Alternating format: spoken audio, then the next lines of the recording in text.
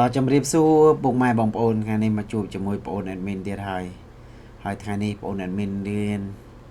เมียนสักเรื่องทำไมใจมันแรงแต่บุกไม้บองโอนเดียร์นะหอยทางนี้โยสักเรื่องปีบงสไลมันแน่ก็บานใจมันแรงมาโอนหอยโอนสมหอยบงสไลไอ้บงโอนมันเจนชั่วโมงกว่าเตะกับหอยโอนนี่ยัยตื้อปากปอดกอดจังโอนนี่ยัยแต่บงสไลจ้ะแต่มนโจใส่เรื่องมาเชิงกูจุนโปเตอบงติเฮียนบงกองตัวได้โยตรุงกาเปียตักใดบ่เยอะนะจุนโปไอ้บงสกปรกโอสำนางโอนะพงมาปนโดยซาแต่มาเยอะนั้นปุปุชิลินเปียนยังเชิญจังจุนโปไอ้บงสกปรกโอสำนางโอแต่งเพลย์เจ็ดแต่งเพลย์ช่างไงพงมาปนต่อใบหมอสัจเรื่องปนบงสไลเหมือนเนี่ยก็บานใจมันเลยมาโอนก็ท่าดำบงลอยก็เมียนครัวซามวยเมียนก็ได้สอกจมูกนี่ได้ซาแต่ก็เนี่ยถือกาโบแปรเอาจันนะปุ่มมาปนก็ท่าก็สวาก็สวาไม่บอกก็กูเนยกับไหลถือกาหนึ่งใดดอกเปถือกาจมูกนี่ตื้อรอบอ่านนี่อยู่ตื้อกูเมียนจัดเลยนี่ก่อนนี้ใหญ่จังนะมีนจัดจะมวยสวาไม่บอกกอดนั้นดอกเป็นจังสลังขี้ยใหญ่ยองขี้ยอยู่tớiกูสวาไม่บอกกอดนั้นโจสัตđâyดังตามแบบไปนี่จังนะดอกเป็นกอดเรียบกาจะมวยสวาไม่บอกกอดหอยนั้นอ่ะกอดบ้านแต่รัวเนยจะมวยมาได้ขมิ้นบอกกอดปุ่มไม้บงโอนกอดบานใหญ่ท่ากอดนั้นประคายเจริญจีนสวาไม่บอกกอดโดยซาแต่กอดធ្វើការនៅក្នុងអូហ្វីផងហើយเนี่ยដើរបកแผลដូចថាដើរតាមចិនបកแผลអញ្ចឹងណាពុកម៉ែបងប្អូនគាត់ថាប្រាក់ខែគាត់ដប់ប៉ុន្តែគាត់ធ្វើការតែកន្លែងហ្នឹងតែមួយទេតែដូចថាចិនគេឃើញយើងគាត់ថាចិនគេឃើញយើងចេះបកแผลបកអីចឹងគាត់ក៏នាំដើរអញ្ចឹងទៅដល់ពេលអញ្ចឹងគាត់រៀបការជាមួយស្វាមីរបស់គាត់ហ្នឹងគាត់មករស់នៅផ្ទះម្ដាយក្មេងឪពុកម្ដាយបងប្អូនដល់សារតែគាត់មានប្រាក់ខែច្រើនហើយម្ដាយរបស់គាត់ហ្នឹងស្ត្រីមេម៉ាយរស់នៅតែឯងពីរនាក់នឹងកូនស្វាមីរបស់គាត់ហ្នឹងទេអញ្ចឹងណាពីរនាក់ស្វាមីរបស់គាត់ហ្នឹងដល់ពេលស្វាមីរបស់គាត់ទៅធ្វើការបាត់ទៅម្ដាយរបស់គាត់ហ្នឹងនៅតែឯងទេអញ្ចឹងគាត់រៀបការរួចក៏មកនៅជាមួយម្ដាយរបស់គាត់លក្ខណៈថាម្ដាយក្មេកណាដល់ពេលមករស់នៅជាមួយគ្នាយូរទៅថ្ងៃមួយស្វាមីរបស់គាត់នឹងបានគ្រោះថ្នាក់ចរាចរណ៍ពុកម៉ែបងប្អូនដោយសារតែស្វាមីរបស់គាត់នឹងអ្នកបើកឡានឲ្យចិនហ្នឹងគាត់ដូចថាគាត់ធ្វើការនៅក្នុងអូហ្វីសស្វាមីរបស់គាត់អ្នកធ្វើការបើកឡានឲ្យចិន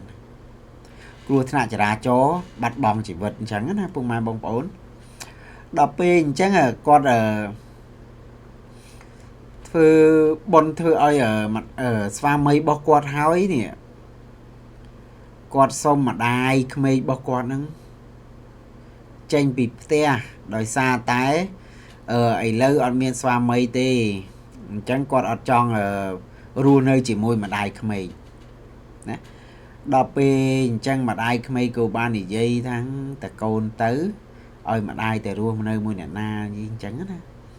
ហើយពីមុនមកតែធ្លាប់តែកូនចិញ្ចឹម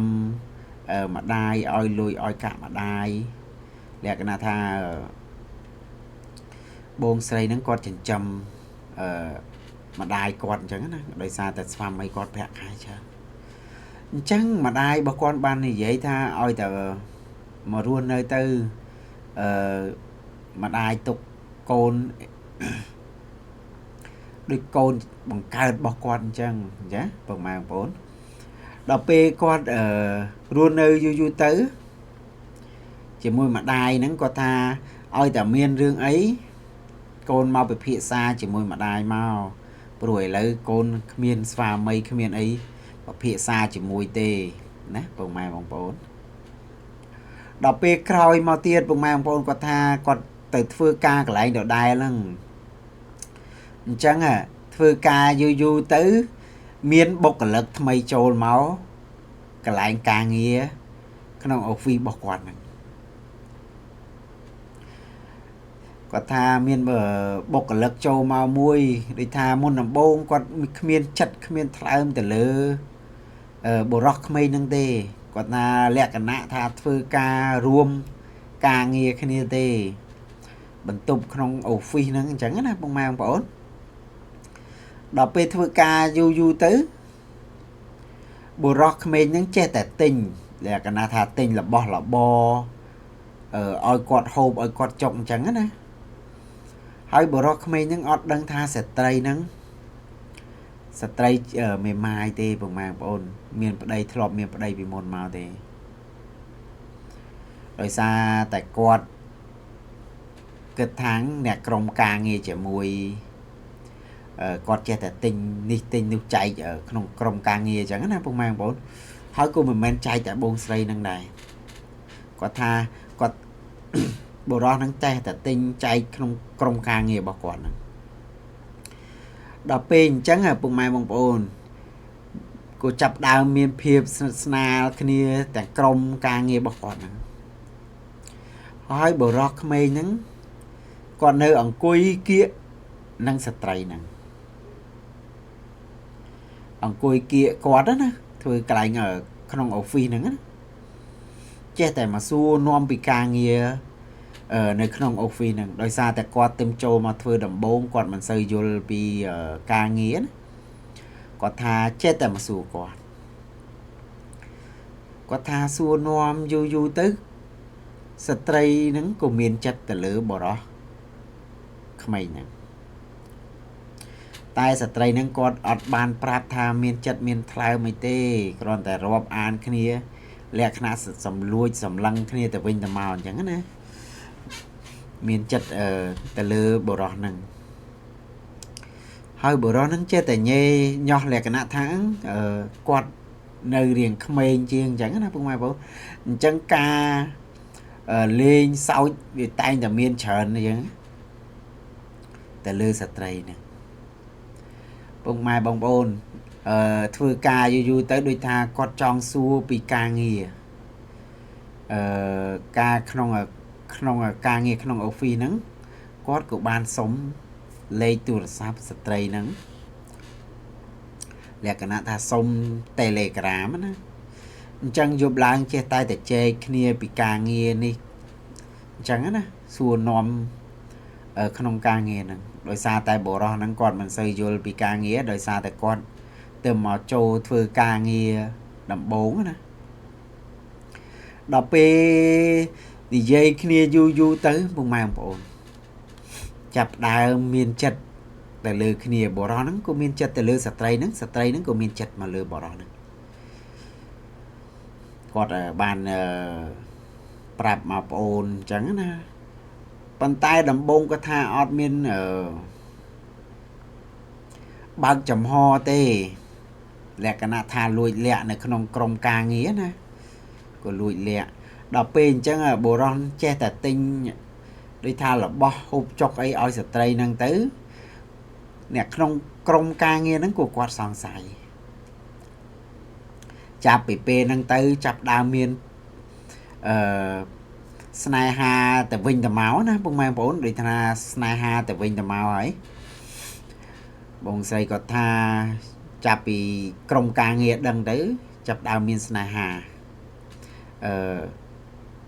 គ្នាទៅវិញទៅមកណាដូចថាមានចិត្តណាដល់ពេលអញ្ចឹងពុកម៉ែបងប្អូនគាត់ហ្នឹងនិយាយគ្នាយូរណា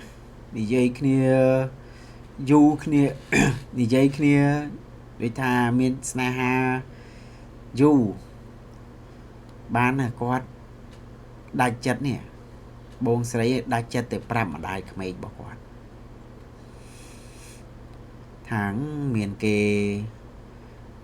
លួចស្រឡាញ់លួចអីអញ្ចឹងទៅ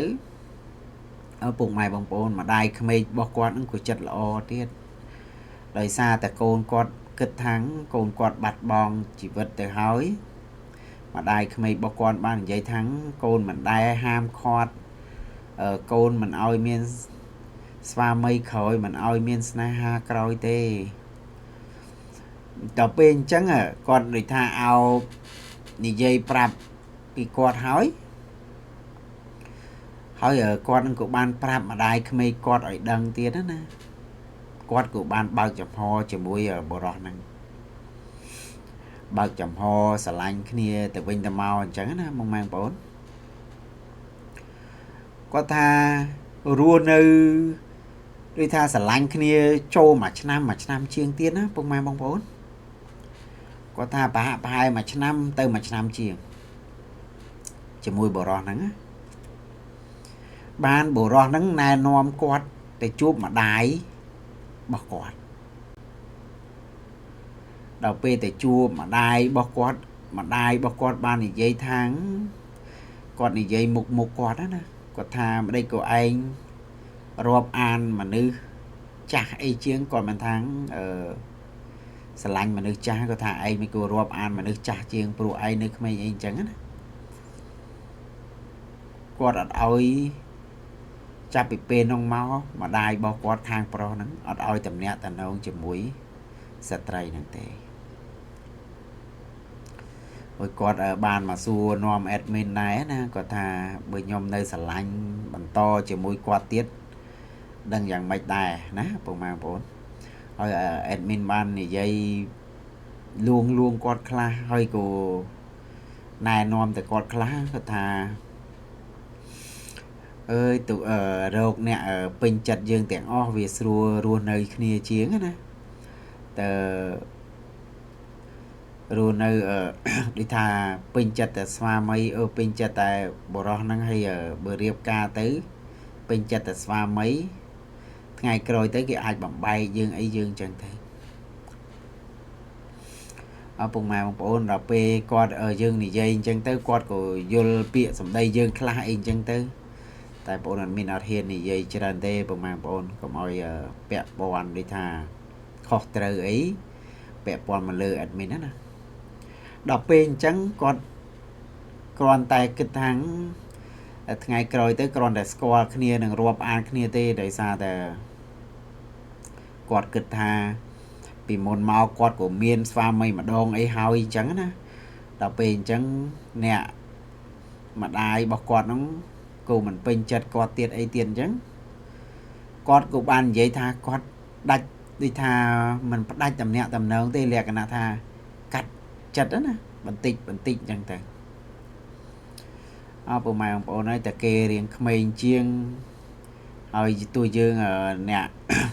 ធូធាក៏ដោយណាពុកម៉ែបងប្អូនតែយើងរៀងចំណាស់ជាងអីជាងគេចេះតែនិយាយយើងពីអញ្ចេះពីអញ្ចោះពីមកលើយើងណាដល់ពេលអញ្ចឹងបងប្អូនបងស្រីក៏បានថាចាំមើលបងប្អូនគិតមើលបន្តិចបន្តួចណាពុកម៉ែបងប្អូនហើយតែគេក្មេងលក្ខណៈថាគេក្មេងអញ្ចឹង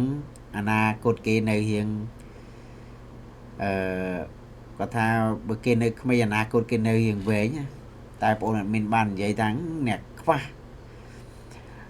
អ្នកបរោះក្មេងស្រឡាញ់ស្ត្រីចំណាស់ជាងស្ត្រីក្មេងជាងស្រឡាញ់បរោះចំណាស់ជាងខ្វះប៉ុន្តែ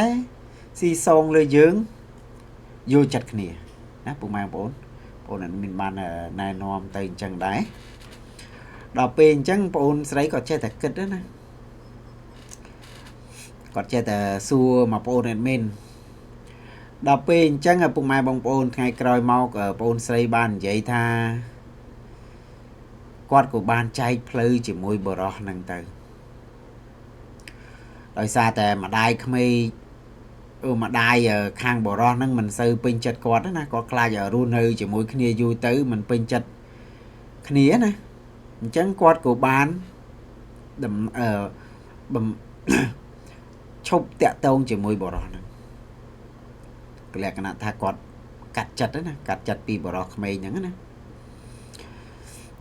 ចឹងឪពុកម៉ែបងប្អូនយើងរាប់អានគ្នាស្រឡាញ់គ្នាត្រូវមើលដែរណាឪពុកម៉ែបងប្អូនកុំអោយនៅយូរ ត្រូវតែស៊ើបសួរឲ្យហើយកុំអោយថ្ងៃក្រោយទៅពិបាកទៅមុខអញ្ចឹងណាហើយបងប្អូនស្រីបានចែកម្លែកសាច់រឿងហ្នឹងមកបងប្អូនខ្លីៗមែនមានតែប៉ុណ្្នឹងដែរដល់បងប្អូនហើយបងប្អូននិយាយទៅមានពាក្យលើលួសខុសឆ្គងសូមអធិស្ឋានទៅពុកម៉ែបងប្អូនផងហើយអ្នកតាមដាន channel បងប្អូនជួយ Subscribe channel បងប្អូន comment លេងមកបងប្អូនផងណាពុកម៉ែបងប្អូនបាយបាយជម្រាបលាពុកម៉ែបងប្អូន